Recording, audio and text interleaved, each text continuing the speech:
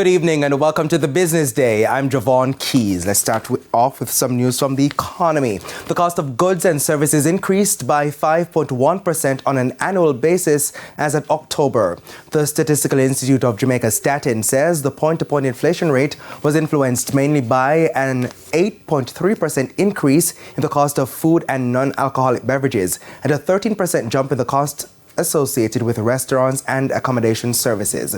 Statin says a 3.5% drop in the cost for costs in the category housing, water, electricity, gas and other fuels tempered a further increase. Now, this is the second consecutive month inflation has fallen within the Bank of Jamaica's target range of 4 to 6%. Now, looking at October specifically, prices went up by almost 1%.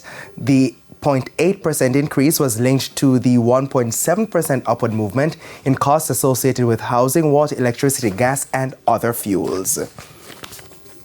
The authorities are asking developers to desist from attempts to bypass building codes. They say especially as the demand heightens for real estate, a number of them want to build more than what they received approval for. It's a far too common occurrence. Municipal corporations grant approval for buildings, but the finished product is different from what was approved. The Airbnb business is out there, and persons, they want to get a little extra money. Persons are trying to do a multifamily and they're seeking single family approval. And that's not allowed.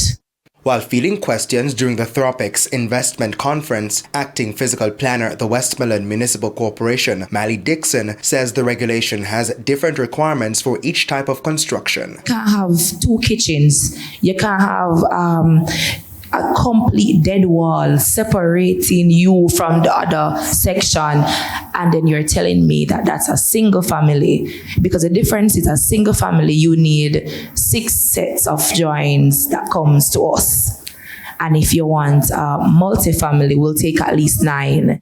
These must also be stamped by an architect, while a single-family development does not require that. She says it could cost investors more in the long run if they fail to comply, especially with some rogue contractors. The contractor cares about the money they're making. So they'll tell you, don't worry about it. You can add another bathroom, you can add another bedroom, you can make changes that are bigger than 50 square feet, which is allowed. And that's not allowed. And I know persons, if anybody who lives in Jamaica, they might have heard it before, where it is said, once you reach roof, you're okay. Anybody heard that before? You see, that's a lie.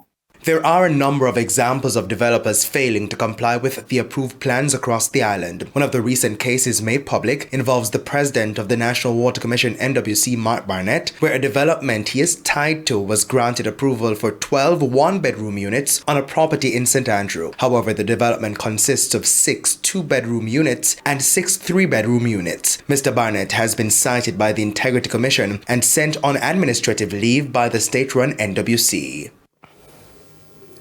The Jamaican dollar gained 15 cents against the U.S. currency at the close of trading on Thursday.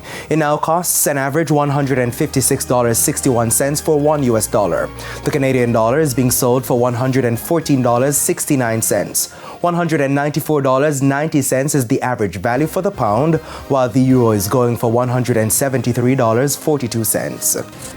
And the JSE index gained 335 points today, while the junior market index lost 84 points. Among the 41 winners were Siboney Group, Palace Amusement, Edufocal, Stanley Motor and Salada Foods Jamaica.